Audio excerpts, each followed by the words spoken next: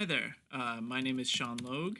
This is my Jing for week 4 of the Data Structures and Elementary Algorithms class in the fall of 2018 at MCC. Um, so, this is the lab that you gave us 2 weeks to do.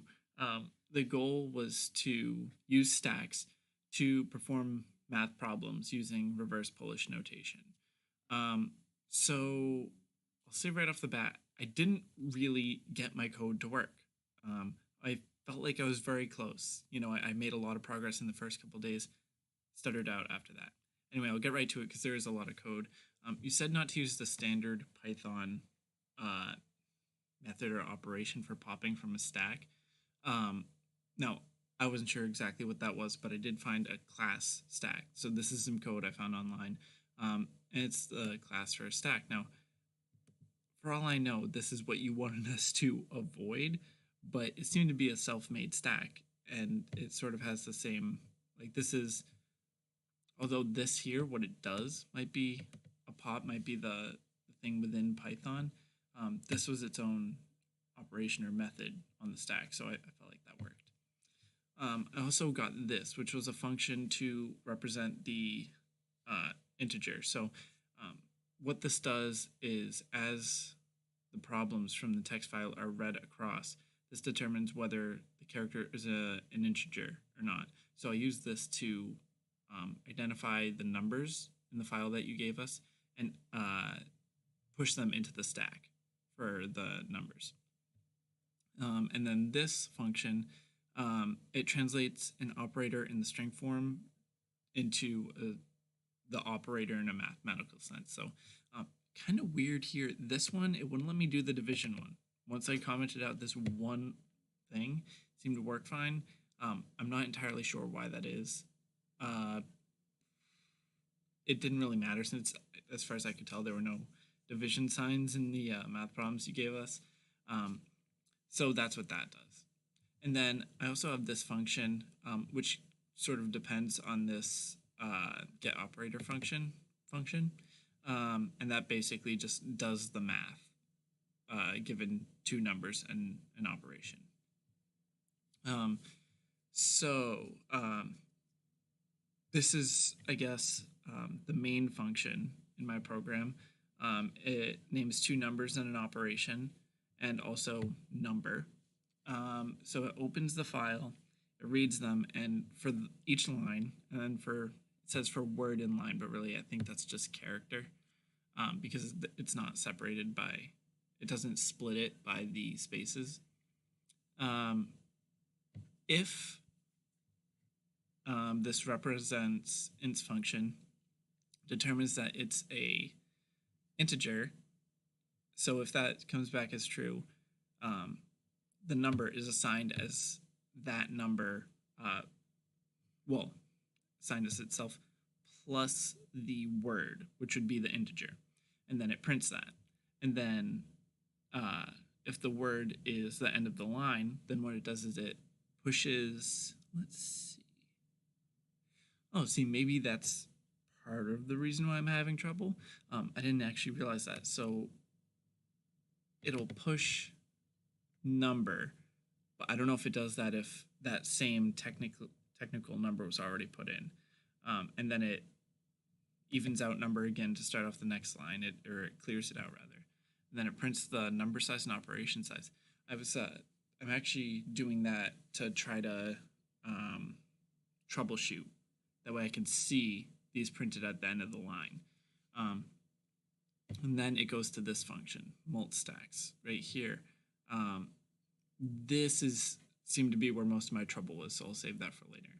And then the other thing, so if the word is not the end of the line and it's not an integer, that means it's an operation. So we push the number that was just read, we clear that out again, and then the operation, well, the word, which is technically the operation, is assigned to the valuable operation, and then that gets pushed into the operation stack. So that part seems to work fine. Like I said, there might be an issue here. But this function is really where it just seemed like a snake's nest. Um, while the numbers, well, let's put it this way. The problem I was having is that I kept getting an error code that the stacks were empty. So, um, or that it couldn't pop from a stack that was empty. So I put these, I guess, caveats, you could put them, these while loops at the top that said while the numbers and the operations stacks have at least 2 factors in them. Operation 1 equals operations.pop, operation 2 equals operations.pop. If the first operation is equal to the second, then you can do the math problem consisting of the numbers and the operation. And then it sort of starts it over again to see what the next 2 are. If the operation is 1, is 1. If it's addition, though, then it saves the operation, and then it saves. Sorry, I'm trying to think. Then it saves the operation, then pops the number and saves that. So this is my attempt to get around the addition, because, for instance, the first line that you gave us had multiplication and then addition at the end. So that means that you sort of have to save that operation, as far as I can tell, do the multiplication, and then add after. Now, there's something about that that makes me feel like I didn't fully understand Polish notation, because it makes it seem like you don't need to know the order of operations in order to make this work, but clearly you sort of do. The problem is that on the reverse Polish notation video, it was odd. It was like everything was ordered differently, and I couldn't figure out how to do it with stacks. And then if the operation isn't a plus, then it's multiplication. Now, I look at this and I can already tell a bunch of mistakes, beginning with the while loops, because the problem I'm having now, if I run this function, is that it'll print the numbers 81, 307, 14, 70, and then it'll print up here at the end of the line, it'll print the size of the numbers stack and the size of the operation stack, which is it's great. And then it says to do this function, and then I don't get anything printed. So I think I don't know exactly why that's happening. It never gets to these 2. So it never completes its function. So I think what's happening, for whatever reason, it's also not printing the answer, any of the answers. So I don't know why exactly that's occurring. Again, I don't know what's up with that. I'm hoping that my code showed enough of my understanding of stacks, because I feel like I sort of understood them. Maybe it was reverse Polish notation that I need more work on, but I was having a lot of trouble with this code just dealing with,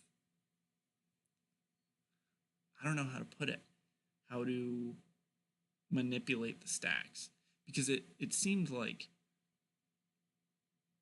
one thought I kept having, or that kept occurring to me, is that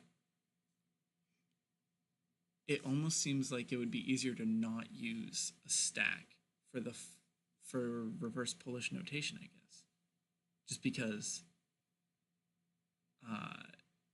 if you use a stack, then you have to do it in exactly that order. So order of operations sort of goes out the window, and you could do it you could consider it that as you go through the problem, depending on whether it's addition or multiplication, you do different things or you save them in a stack. But it seems to me that if you're going to do that, you would just save the numbers as variables instead of putting them in a stack. So, I mean, obviously there's a lot of code here. There's thought in it, but it just can't get it to work. And I've come back to it a million times trying to see if, maybe I understand it now. But anyway, maybe I will try to get it worked on more. If I do, maybe I'll email you the code, just let you know, like, hey, I I got it to work by Sunday. um, I'm not sure. I wouldn't mind seeing some working code. So Zach Null is in one of my other classes. Maybe I'll ask him. Well, anyway, this is probably too long. Thanks for listening to me ramble.